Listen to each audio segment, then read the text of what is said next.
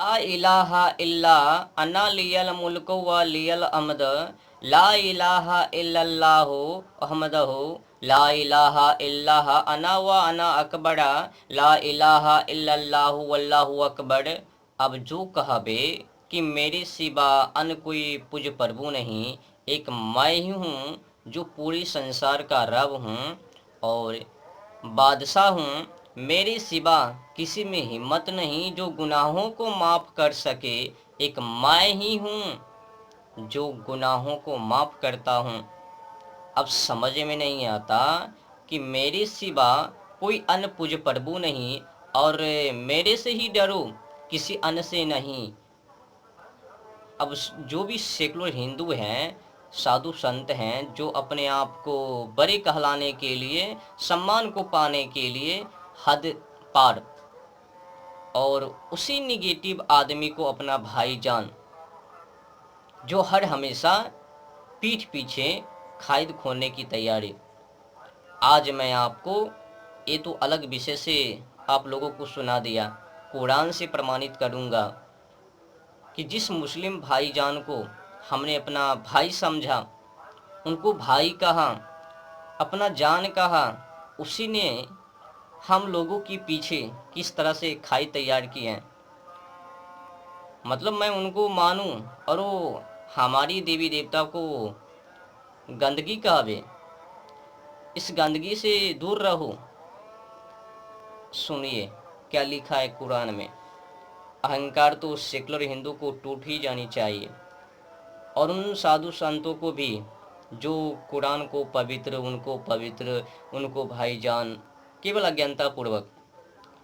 तो शुरुआत सूरा 21 अल अंबिया पेज नंबर 454 पारा 17 है और आयत नंबर 52, 53, 54, 55, 56, 57, 58, 59, 60, 61, 62, 63, 64, 65, 66, 67, 68, 69, ये जितने भी आयत हैं बस खिलाफ ही खिलाफ हैं। तो शुरुआत आयत नंबर 52 से। जब उसने अपने बाप और अपनी कौम से कहा, ये मूर्तियां क्या हैं जिससे तुम लोग लगे बैठे हो। क्या लिखा है आयत नंबर 52 में? जब उसने अपने बाप और अपनी कौम से कहा, ये मूर्तियां क्या हैं जिनसे तुम लगे बैठे हो। यहाँ तो प्रतिकार उत्तर है भाई, मूर्ति के विरुद्ध खड़े। फिर 53 नंबर में, आयत नंबर 53 में लिखता है, वही बोले, हमने अपने बाप दादा को इन्हीं की पूजा करते पाया। तो फिर आगे क्या लिखता है 54 नंबर आयत में? उसने कहा, तुम भी और तुम्हारे बाप दादा भी खुली गुमराही में हो। फिर 55 में लिखता है, जो मूर्ति को पूजा करता है वो गुमराही है। तो 55 में लिखता है, उन्होंने कहा, क्या तू हमारे पास सत्य लेकर आया है या यूं ही खेल कर रहा है, मतलब मजाक भी बना रहे हो।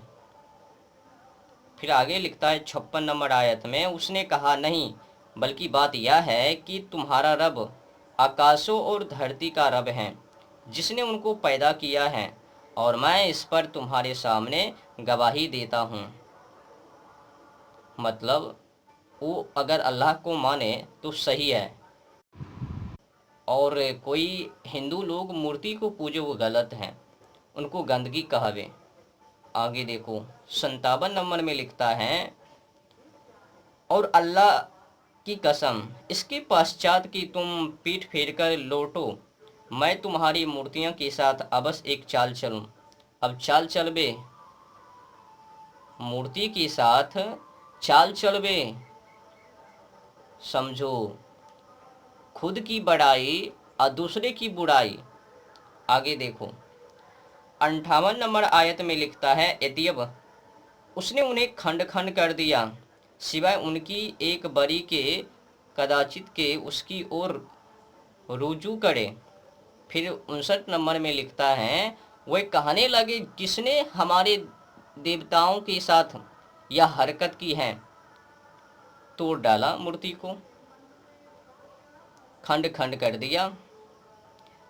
फिर 59 नंबर आयत में लिखता है, वो कहने लगे, किसने हमारे देवताओं के साथ यह हरकत की है, निश्चय ही वह कोई जालिम है।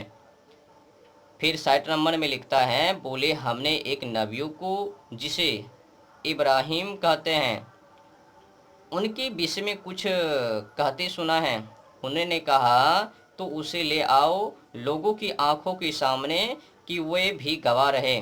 उन्होंने कहा, क्या तूने हमारे देवों के साथ यह हरकत की है? तो ए इब्राहिम, उसने कहा नहीं। 63 नंबर आयत है। उसने कहा नहीं, बल्कि उनकी इस बड़े ने की होगी। अब झूठ भी बोलने लग गए। उन्हीं से पूछ लो यदि वे बोलते हो। तब वे अपनी ओर पलटे और कहने लगे, वास्तव में मैं जालिम तो तुम ही लोग हो। किंतु फिर वे बिल्कुल औधे हो रहे हैं। तुझे तो मालूम है कि ये बोलते नहीं हैं। उसने कहा, फिर क्या तुम अल्लाह से इतर उसे पूजते हो जो ना तुम्हें कुछ लाभ पहुंचा सके और ना तुम्हें कोई हानि पहुंचा सके। तो फिर 67 नंबर में लिखता है, धिक्कार है तुम पर और उन पर भी जिनको तुम अल्लाह को छोड़कर पूजते हो। माने कि साफ साफ कह रहा है कि देवी देवता को मत पूजो। अल्लाह के सिवा जो पूजता है उनको, वो क्या है? जालिम।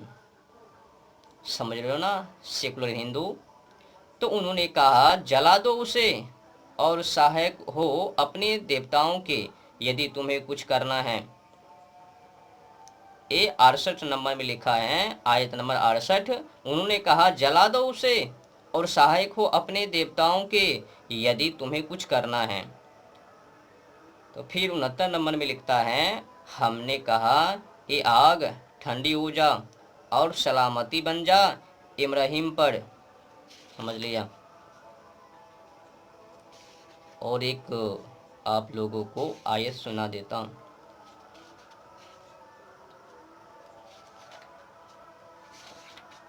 देखो यहाँ पर भी क्या लिखा है।